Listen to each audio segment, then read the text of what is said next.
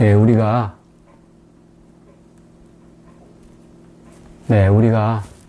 성경을 대할 때 먼저 깊이 생각을 하고 또 미리 주목해 볼 대목이 있습니다. 물론 창세기부터 요한계시록까지 하나님의 말씀은 매우 중요하고 우리를 생명으로 인도하는 정말 귀한 말씀들입니다. 그런데 성경을 대하기 전에 하나님이 무슨 목적으로, 어떤 생각으로, 그리고 언제 천지 만물을 창조하시고 사람들을 지구에 배치하셨는가, 그 목적, 그리고 그 목적을 이루기 위해서 이어나가시는, 쉬지 않고 일하시는 하나님의 경륜을 보다 미리 알고 접근하기 위해서는 저는 개인적으로는 에베소서 1장이 매우 중요하다고 생각을 합니다. 에베소서 1장 특히 4절에서 6절 사이에는 하나님이 창세전에 세우신 경륜과 그의 모든 계획이 담겨 있습니다. 에베소서 1장 4절에서 6절 속에는 간단히 말씀드리면 그리스도로 말미암아 사람들을 하나님의 아들들 삼기로 작정하셨다는 겁니다. 그리스도로 말미암아, 예수 그리스도로 말미암아 하나님의 아들들을 얻기로 계획을 세우셨고 그 계획을 실천해 가고 계시다, 그 뜻을 이루어 가고 계시다 하는 것을 이 성경은 우리에게 보여줍니다. 그래서 그것이 그 에베소서 1장에 기록된 말씀이 매우 중요합니다. 창세기를 먼저 읽기 전에 이것을 이해하고 성경을 본다면 아담이 에덴 동산에서 먹지 말라 한 선악과를 따먹은 일에 대해서도 하나님의 경륜 가운데서 생각하게 됩니다. 경륜이란 말이 좀 생소하고 또 어렵게 들릴 수 있습니다. 쉽게 말씀드리면 다스림입니다. 하나님이 이 세상 모든 천지 만물을 다스리는 것, 경륜. 그게 이제 하나님의 법을 가지고 세상을 다스리는 거죠. 특히 이 사람을 다스리시는 것입니다. 하나님의 경륜은 하나님이 정한 법과 이치에 따라서 틀림없이 통치해 오고 계십니다. 1.1획도 틀리는 법이 없습니다. 그렇기 때문에 하나님이 창세전에 세우신 그 뜻을 이루시기 위해서 하나님은 쉬지 않고 자기의 경륜에 따라서 통치해 오고 계십니다. 그리고 그것을 세우신 뜻은 반드시 이루신다는 것을 우리는 성경을 통해서 또 확인하게 됩니다. 창세기 1장 1절에서 요한계시록 22장 끝절까지 자세히 살펴보면 하나님은 세우신 뜻을 아주 빈틈없이 이루어가고 계시고 끝내는 그것을 성취하시고 성취하신 모습을 우리에게 보여주십니다. 그것을 바라보면 우리는 예수를 믿는 우리 성도들은 참 소망을 갖게 되고 우리의 꿈을 갖게 되고 놀라운 위로를 받게 됩니다. 그래서 우리에겐 하나님이 주시는 이 말씀이 중요하고 그 말씀 속에 있는 능력을 의지하고 그리고 우리는 참된 소망을 갖고 신앙생활을 할 수가 있습니다. 오늘 에베소서 1장 4절에서 6절 말씀을 미리 말씀을 드렸는데 그 가운데서 가장 중요한 말씀이 있습니다. 하나님의 의도, 하나님의 뜻을 이해하는데 아주 핵심적인 말씀이 있습니다. 그것은 예수 그리스도로 말미암아라는 몇 자 안 되는 문장입니다. 예수 그리스도로 말미암아 하나님의 아들들을 얻기로 작정하신 하나님의 뜻. 예수 그리스도라고 하는 그 예수님, 우리 주님의 이름이죠. 우리가 그냥 흔히 예수 그리스도를 믿사오니 이렇게 고백하지 않습니까? 우리 주님의 이름 속에 놀라운 하나님의 경륜이, 계획이 포함되어 있습니다. 예수라고 하는 것은 우리 주님의 이름입니다. 하나님이 태어나기 전에 천사를 통해서 주신 이름입니다. 예수, 여호와는 구원이시다. 구약에는 이 예수라는 이름이 히브리 말로는 여호수아, 예수아 이런데 이제 예수는 히브리 말로 예수가 된 거죠. 히브리 말이 아니라 헬라 말로 여호와는 구원이시다 하는 이 이름, 그 속에는 예수라고 하는 하나님의 아들의 이름이지만 예수님은 신약 성경 속에서 공생애 속에서 이 이름이 바로 아버지의 이름이다라고 증거하신 말씀이 있습니다. 신약 성경 복음서에 나옵니다. 아버지께서 내게 주신 이름, 아버지의 이름, 아버지께서 내게 주신 아버지의 이름, 예수님의 이름이 아버지의 이름이고 또 보혜사 성령의 이름을 예수님은 자기 이름으로 보낼 보혜사라고 말씀하셨습니다. 그렇기 때문에 예수라고 하는 이름은 삼일체 하나님을 신약 성경에서 우리로 하여금 알게 합니다. 하나님의 이름입니다. 그러니까 예수라고 하는 그 이름은 하나님이시라는 겁니다. 그리고 그리스도는 기름 부음 받은 자죠. 기름 부음을 받으려면 사람이어야 합니다. 하나님의 기름 부음 받는 것은 아닙니다. 그렇기 때문에 그리스도, 기름 부음을 받은 자, 그 중에서도 대제사장이 되어야 될 그리스도, 그것을 예수 그리스도 이름 속에 우리는 발견할 수가 있습니다. 그리스도라는 이름은 구약 성경을 통해서 보면 세 가지 직분이 담겨 있는 이름입니다. 왕의 직분, 선지자의 직분, 그리고 대제사장의 직분입니다. 예수님은 초림하셨을 때 선지자의 사명도 하셨지만은 아주 핵심적으로는 대제사장으로서 산 제물이 되기 위해서 오셨습니다. 그래서 기름 부음 받은 자입니다. 그렇기 때문에 그리스도는 사람이라는 것을 우리에게 일러주고 있습니다. 정리를 하면은 예수 그리스도의 이름 속에는 하나님이 사람이 되신다고 하는 것이 포함되어 있습니다. 하나님이 사람으로 오셔서 제물이 되심으로 인류를, 사람들을 구원해서 그 죄 사함을 통해서 하나님의 아들들 삼겠다고 하는 계획이 창세전에 세워졌다는 겁니다. 이것을 먼저 성경을 대하기 전에 우리 마음속에 새겨둔다면 아담이 에덴 동산에서 범죄한 그 범죄 내용에 대해서 우리는 생각이 매우 자유롭게 그리고 간명하게 정리될 수 있다라고 봅니다. 기독교는 신학자들의 논리나 그 논리에 따른 전통에 의해서 아담의 범죄를 원죄라고 부릅니다. 이 원죄론은 지금까지 초대교회 이후에 교부들의 시대부터 아담의 원죄론과 그 아담의 죄를 전이받은 모든 인류가 죄 아래 갇혀 있다는 이론입니다. 그것이 틀렸다는 말씀이 아닙니다. 그것을 부정하는 말씀이 아닙니다. 원죄라는 그 아담의 이론은 신학자들이 만들어 놓은 것이라는 겁니다.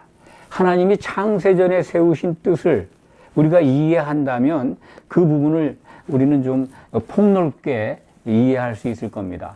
제가 이제 신앙생활 처음 할 때 먼저 믿었던 분들의 참 안타까워하는 말씀들을 들은 적이 있습니다. 신앙의 선배들이 하는 말씀이니까 그렇겠구나 하는 생각을 가졌었는데 하나님께서 왜 선악을 알게 하는 나무를 하필 에덴 동산 중앙에다가 배치해 가지고 그것을 먹게 했는가? 그런 거 먹지 않게 없었으면 되지 않느냐? 그러면 아담이 범죄하지 않았을 것이고 우리는 죄에 갇혀서 이렇게 신음하지 않을 것 아니냐? 하나님의 의도가 참 뭐라 그럴까요? 좀 섭섭하다 또는 뭐 아쉽다 이런 정도로 말씀들을 했고 저도 그런 것들이 참 타당한 이론이다라고 생각한 적도 있습니다.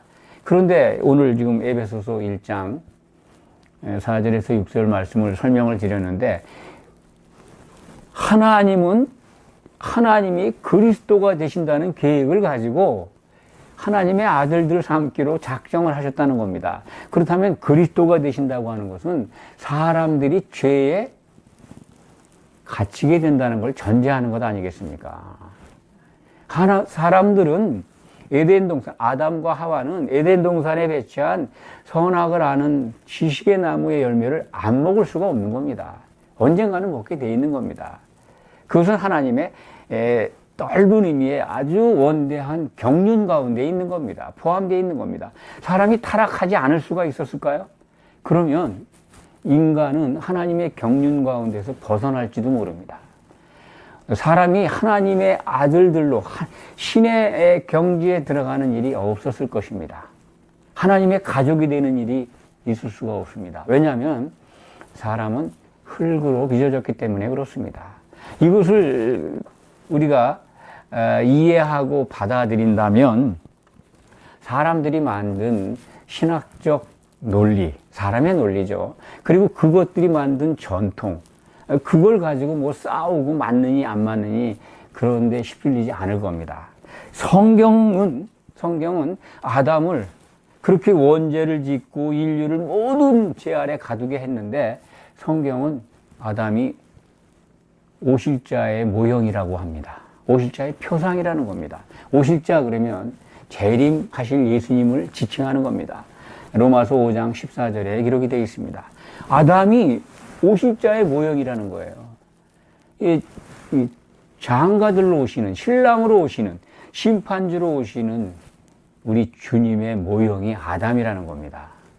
그러면 우리가 생각을 좀 전환해도 되지 않겠습니까? 아담이 원죄를 지어서 우리가 이 고생을 하게 한 참 공공의 적으로 이해하는 사람들이 많이 있습니다. 모든 인류의 공공의 적이 아담이다. 아담만 타락 안 했어도 우리가 이렇게 죄에 빠져서 헤매지 않을 것 아닌가 하는 말을 하는 사람들도 있습니다. 그렇지가 않죠. 아담은 틀림없이 오실자의 모형이라고 신약 성경은 우리에게 일러주고 있습니다. 아담의 어느 부분이 오실자의 모형일까 하는 것을 우리 생각해 봐야 합니다. 그렇다면 선악과를 따먹은 아담의 모습에서 참 하나님께서 아담 부부를 그 가죽 옷을 지어 입히고 보호해 주신, 그리고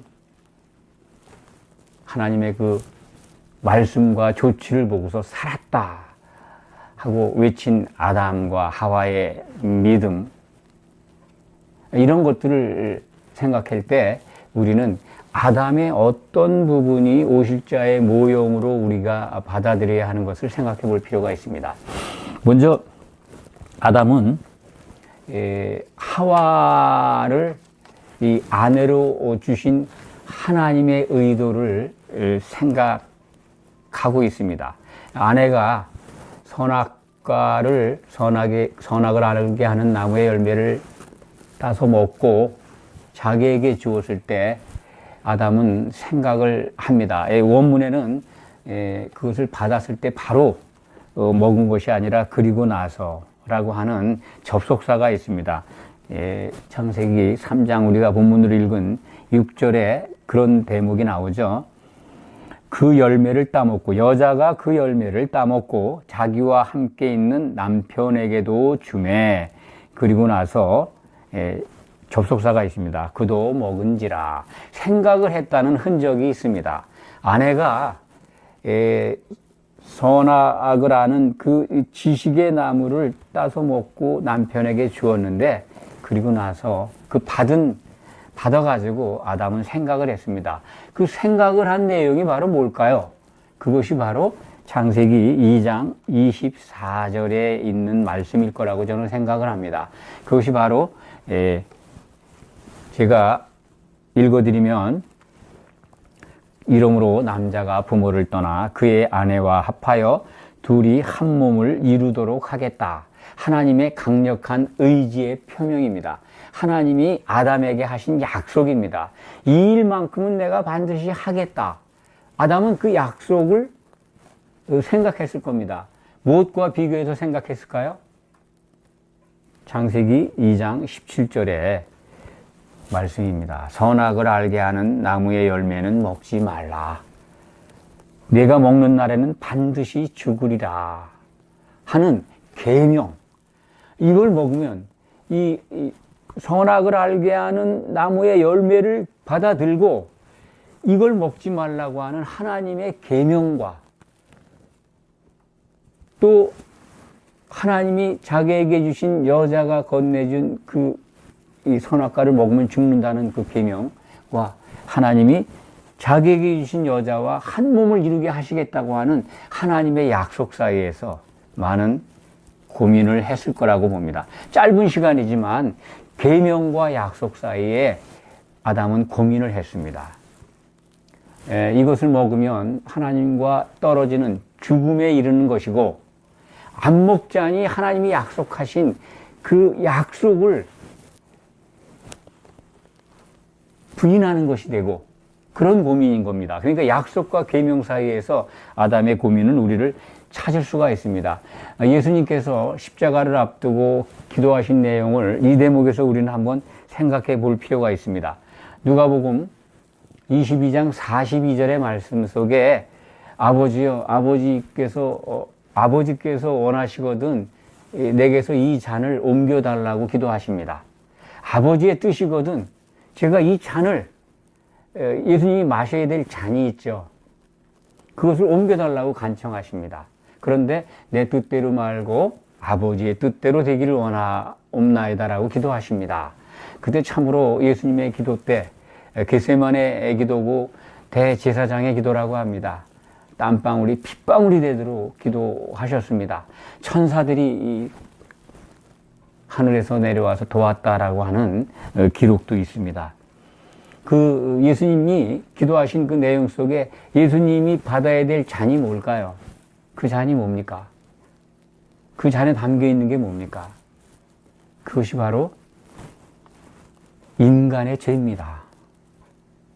죄의 잔을 마시면 죄인이 되면 하나님과 떨어지는 겁니다. 하나님과 분리되는 겁니다. 하나님은 1분 1초도 죄인과 함께 있을 수가 없습니다. 하나님은 예수님의 공생의 기간 동안에 하나님은 항상 함께 하셨습니다. 예수님은 하나님의 모든 능력과 권세와 영광을 다 내려놓고 오셨지만은 아버지는 예수님과 동행하시면서 공생의 기간을 지켜주셨습니다. 성령도 함께 하셨습니다. 그런데 그 잔, 인류의 모든 죄를 예수님께 다 전가시키는 하나님의 뜻, 그것을 받아들면 하나님과 헤어지는 겁니다. 떨어지는 겁니다. 1분이고 1초고 간에 그것이 옮겨지기를 기도했던 것입니다.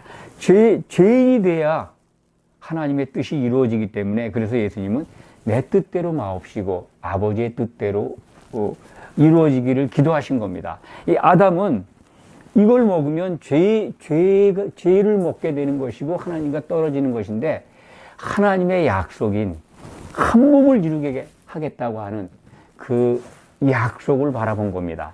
그래서 아담은 아내가 준 그 선악과를 먹게 됩니다. 그래서 그야말로 우리들이 보편적으로 인식하고 있는 원죄를 범하게 되는 것입니다. 아담이 선택한 것은 우리들 시각으로 보면 대단한 아내 사랑입니다. 아내를 죽으면 죽었지 아내와 떨어질 수 없다라고 하는 그 남편된 아담의 마음을 읽을 수가 있습니다. 그러니까 함께 죽기로 작정을 한 거죠. 그리스도의 교회에 대한 사랑을 우리가 여기서 접목하시면 됩니다. 교회는 예수 그리스도께서 자신의 피로 산 교회라고 신약 성경은 증거합니다. 하나님께서 피를 흘려 사신 겁니다. 남편이 아내를 얻기 위해서 피를 흘린 겁니다. 자기의 목숨을 내주고 얻은 아내입니다. 그러니까 아담이 죽음을 감수하면서 아내와 하나가 되겠다고 하는 아담의 사랑, 그것을 우리는 창세기에서 발견할 수 있고, 신약 성경을 통해서 오실자의 모형인 예수님의 기도나 또 신약 성경의 증거를 통해서 알 수가 있습니다. 아, 예수님이 하신 기도, 신약 성경에서 피로 사신 교회라는 증거들을 통해서 아담이 아내를 위해서 죽음을 택한, 죄를 택한 것, 그것을 발견하게 됩니다. 아담이 선악과를 먹은 거에 대해서 여호와 하나님께 추궁을 받을 때 여호와 하나님께서 아담에게 네가 왜 이걸 먹었느냐라고 질문하셨을 때 아담의 대답 속에 지금 제가 말씀드린 것들이 담겨 있습니다. 아담이 뭐라고 대답을 합니까? 12절에 보면 제가 읽어드리겠습니다. 아담이 이르되 하나님이 주셔서 나와 함께 있게 한 여자 그가 그 나무 열매를 내게 줌으로 내가 먹었나이다. 중요한 말씀이 하나님이 주셔서 나와 함께 있게 한 여자, 하나님이 주셨다는 겁니다. 한 몸을 이루도록 하시겠다는 하나님의 약속과 함께 내게 주신 여자, 하와죠. 아직까지는 여자라고 그럽니다. 그 여자가 나와 한 몸을 이루겠다고 하셨는데 그 여자가 주었으니 제가 안 먹을 수 있겠습니까? 하는 말씀입니다. 그 아내를 사랑하는 이 아내 사랑에 대한 아담의 의도 속에는 하나님이 정말로 단호하게 그리고 반드시 이루시겠다고 하는 그 의지의 약속을 믿었기 때문에 그렇습니다. 오실자의 모형인 아담의 모습을 여기에서 우리가 찾을 수가 있는 겁니다. 예수님은 이토록 자기 목숨을 내줘서 피를 내서 산 아내, 그 사랑은 한 아내를 맞이하기 위해서 다시 오신다는 겁니다. 그래서 아담은 오실자의 모형입니다. 자기 갈비뼈를 내서, 물론 하나님께서 아담이 잠들었을 때 갈비뼈를 빼서 그것을 가지고 여자를 만들었다고 창세기는 우리에게 증거합니다. 아담이 잠들었다고 하는 것은 죽었다는 뜻이죠. 예수님이 십자가에서 피를 흘리고 죽으신 것을 우리는 그 대목에서 찾을 수가 있습니다. 그래서 나온 것이 여자 아닙니까? 여자는 성경 속에서 교회를 지칭합니다. 예수님의 이 재림 때 예수님은 교회와 결혼하기 위해서 완성된 교회와 혼인잔치를 벌이시기 위해서 오십니다. 물론 심판주로도 오십니다.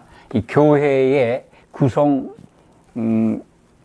존재들, 구성체들은 우리가 많이 말씀을 했습니다만 그리스도 안에서 한 몸을 이룬 성도들입니다. 교회의 지체들입니다. 에베소서 5장 31절과 32절에서는 이것이 가장 큰 하나님의 비밀이라고 증거합니다. 하나님의 미스테리. 하나님의 미스테리 비밀인데 그 미스테리는 공개해도 모른다는 겁니다. 그래서 지금 이것이 성경 속에 하나님의 비밀이 공개되어 있는데 이 비밀에 대해서 잘 모릅니다. 신약 성경 계시록 10장으로 제가 기억이 되는데요. 거기에 비밀이 이루어지는 날이 기록되어 있습니다. 일곱째 천사가 나팔을 불 때 하나님의 비밀이 이루어집니다. 일곱째 나팔이죠. 예수님이 재림하는 겁니다. 예수님이 재림하는 직전에 나팔이 불리는데 예수님이 나팔을 불면서 오시잖아요. 하나님의 나팔 소리로. 그러면 하나님의 비밀이 이루어진다는 겁니다. 혼인잔치가 이루어지는 것을 우리에게 알게 하는 겁니다. 하나님의 경륜 속에 담겨 있는 비밀은 그리스도와 교회의 결혼입니다. 에베소서 5장 31절, 32절이 그것을 일러주지 않습니까? 31절은 바로 곧 창세기 2장 24절입니다. 하나님이 세우신 강력한 계획, 의지, 하나님이 작정하신 뜻, 반드시 남자와 그 아내가 합하여 한 몸을 이루게 하시겠다는 것. 그리스도와 교회의 결혼을 에베소서 5장 32절은 이것이 하나님의 가장 큰 비밀이라고 증거합니다. 그것을 요한계시록은 그것이 이루어진다라고 우리에게 보여주고 있습니다. 경륜이 이루어지는 거죠. 세우신 뜻이. 그것을 볼 때 우리가 이게 정말 우리의 꿈이고 우리의 소망이지 않습니까? 얼마나 감동적입니까? 사람들이 만든 신학적 논리는 아담이 원죄를 범한 참 공공의 적일 수가 있습니다. 또 공공의 적이라고 아담만 실족 안 했어도 그 아내가 그것만 뱀의 꼬임에 빠져서 먹지 않았어도 우리가 이렇게 죄에 갇혀서 이렇게 힘들게 인생을 살 이유가 없었는데 이 죄와 사망이 그로부터 들어와서 우리가 이렇게 정말 고단한 인생, 이 고해와 같은 바다와 인생의 그 쓴 바다를 항해하지 않아도 될 텐데 라고 하는 그 아쉬움과 이런 어떻게 그 속에는 참 원망도 많이 들어있죠. 아담에 대한 원망도 많이 들어있습니다. 그런데 성경은 그렇게 말씀하지 않는다는 겁니다. 성경은 아담을 공공의 적으로 말하지 않는다는 겁니다. 아담 때문에 사망이 들어왔습니다. 그건 맞습니다. 그런데 그것은 하나님의 경륜 속에서 있어야 될 과정입니다. 그렇다면 우리가 하나님의 아들들이 되는 계획이 있을 수가 있을까요? 그래서 창세기 3장에 등장한 사탄, 마귀죠. 이 뱀이 사탄 마귀라고 하는 확실한 증거가 신약 성경에 기록되어 있습니다. 그 뱀이 바로 그 옛 뱀이 사탄이요 마귀라는 정확한 기록은 요한계시록 20장 2절에 나와 있습니다. 물론 이 마귀가 거짓의 아비고 그리고 처음부터 살인한 자라고 하는 기록은 요한복음 8장 44절에도 기록이 되어 있습니다. 예수님의 말씀입니다. 그 마귀는 처음부터 살인한 자라는 겁니다. 처음 살인이 언제 일어났습니까? 성경 속에서 창세기 4장에 가인이 아벨을 돌로 쳐 죽이잖아요. 그런데 신약 성경은 그 가인이 아벨을 죽였는데 그 살인자 가인의 진짜 그 속에 숨어 있는 살인자는 마귀라는 겁니다. 마귀가 배우라는 거예요. 하와를 미혹시킨 것도 뱀이지 않습니까? 그러니까 아담이 범죄한 것도 배우가 사탄 마귀라는 겁니다. 마귀는 권세를 받았습니다. 이 시간까지도 권세를 가지고 있습니다. 마귀의 주 활동 무대가 어디입니까? 마귀는 사람들을 공격할 권세를 창세기 3장 14절에 보면은 우리가 확인하게 됩니다. 여호와 하나님이 뱀에게 이르시되 네가 이렇게 하였으니 네가 모든 가축과 들의 모든 짐승보다 더욱 저주를 받아 배로 다니고 살아있는 동안 흙을 먹을지니라. 뱀이 흙을 먹습니까? 흙 안 먹습니다. 뭐 곤충이나 개구리 같은 동물을 잡아먹습니다. 실질적으로 진짜 뱀은 그렇습니다. 그리고 여기서 뱀은 땅을 다니면서 이 땅에 이 티끌로 만들어진 사람의 육을 공격한다는 거예요. 사람의 육을 먹게 된다고 하나님께서 허락하신 겁니다. 그래서 모세가 죽었을 때 그 시체가 사탄은 자기 거라고 미가엘과 다투잖아요. 근데 미가엘이 그것을 책망하지 않습니다. 천사장 미가엘이. 그런 걸로 봐서 사람의 육을 종신토록 먹으려고 공격을 하고 있습니다. 그러니까 사탄 마귀는 사람들의 몸을 죽게 하는 권세를 받고 있습니다. 그 일을 위해서 그들의 목표는 이미 하나님께 속하지 않은 자들은 자기 편입니다. 자기 먹입니다. 죽으면 다 마귀 거예요. 그런데 예수 그리스도를 향하여 믿고 있는 이 성도된 우리들은 마귀가 하나님께 속한 자들이기 때문에 마귀가 이걸 공격해서 자기 것으로 만들어야 됩니다. 그러니까 일감이 그러면 어디 있겠습니까? 마귀의 일감은 교회에 있습니다. 교회에 들어와서 자기 먹이를 찾고 있는 겁니다. 사람들의 몸은 이 흙의 티끌로 만들어져 있습니다. 여기서 우리가 이것을 창세기 3장 14절의 말씀을 적용하면 됩니다. 아, 흙이라고 하는 게 사람의 육이다. 사람의 육은 흙의 티끌로 만들어졌다. 그래서 하나님께서 사탄 마귀에게 허락을 했습니다. 마귀는 이 일을 위해서 쉬지 않고 일합니다. 하나님도 우리를 위해서 하나님의 경륜 가운데에서 아담과 그의 아내가 한 몸을 이루게 하시겠다고 하는 그 약속의 말씀을 이루시기 위해서 지금도 쉬지 않고 일하고 계십니다. 우리는 진정한 하나님의 참 목적과 뜻을 성경을 통해서 배우고 확인하고 있습니다. 사람의 논리는 불필요한 논쟁과 갈등을 불러일으킵니다. 아담이 범죄한 부분을 성경 속에서 찾는다면 이것은 하나님의 경륜 가운데에서 있었던 과정이구나. 그래서 신약 성경은 아담을 통해서 죄와 사망이 들어왔지만 아담에 대한 창세기의 기록을 통해서 보면 오실자의 모형이었구나. 아내를 사랑한 아담, 죽음을 택한 아담, 이제 그 자기 몸을 자기가 피를 흘려서 얻은 아내를 사랑한 아담은 오실자의 모형입니다. 예수님께서 피를 흘려서 사신 교회를 이제 아내로 맞이하기 위해서 오십니다. 예수님은 그것을 위해서 겟세마네 동산에서 기도하셨습니다. 요한복음 17장의 기도가 바로 그 기도입니다. 얼마나 간절하게 기도하십니까? 사도들이 하나 되게 하시고 그 다음에 사도들 위에 세워질 성도들, 그들로 온전하게 세워지는 교회를 위해서 성도들이 하나 되게 기도하십니다. 그 하나 되게 기도하신 목적이 뭡니까? 교회의 완성이지 않습니까? 자기 아내가 완성되게 해달라고 기도하고 계십니다. 왜? 그 아내와 결혼하기 위해서 오실 거니까요.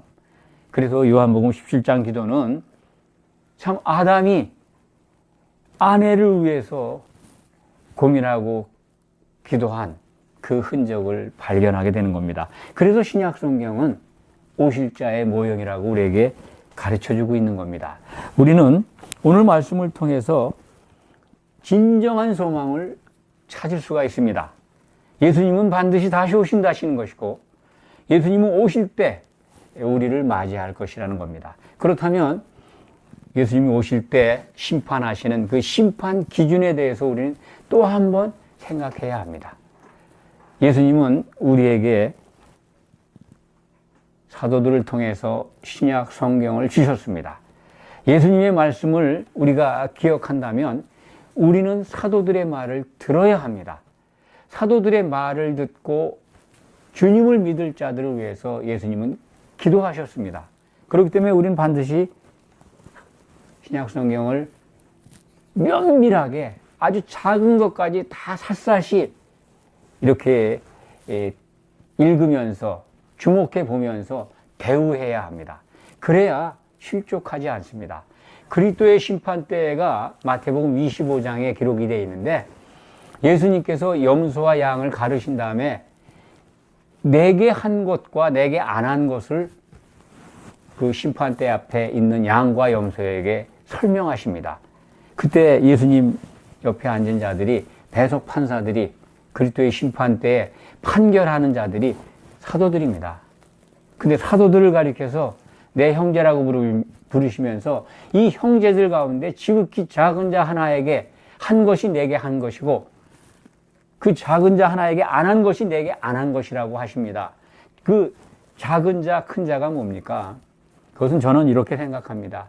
신약 성경에 아무리 작다고 생각하는 그 기록된 사도들이 준 말들을 또 하나도 소홀히 하지 않고 다 잘 주목해서 보고 지키라는 말씀입니다.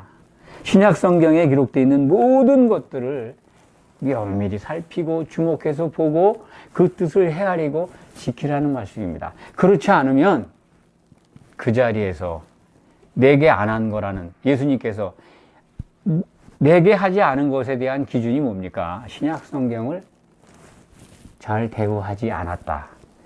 예수님을 대접했다고 하는 것은 신약 성경을 잘 대접했다. 그런 말씀입니다. 그러니까 우리는 이제 이 사도들이 우리에게 주신 신약 성경을 정말 세밀하게 주목해서 보고 또 읽고 묵상하고 그리고 설교 현장에서 선포되는 말씀을 분별해 가면서 예수님이 오실 것을 대비해서 잘 준비해야 합니다. 핵심적인 것은 성령의 기름을 준비하면 됩니다.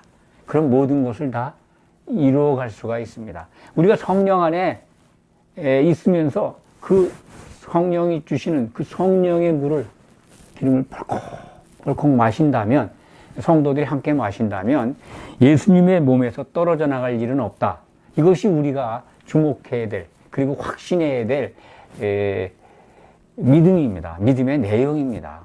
성령 안에 있다면 우리는 승리합니다. 모든 성도님들이 이러한 영광에 들어가기를 축원합니다. 아멘. 기도하겠습니다. 아버지 하나님 감사합니다. 그렇습니다. 예수님은 반드시 다시 오실 것입니다. 성도가 주목하며 기다리는 것, 그것은 주님의 재림입니다. 그날에 우리가 주님 앞에 서서 참으로 주께서 알아보는 양이 되기를 원합니다. 승리하는 자가 되어서 혼인잔치에 들어가 아버지를 찬양하게 되기를 원합니다. 이 꿈은 반드시 이루어질 걸로 확신합니다. 그렇게 인도해 주실 것을 믿고 또한 감사드립니다. 예수 그리스도의 이름으로 간절히 기도하옵나이다. 아멘.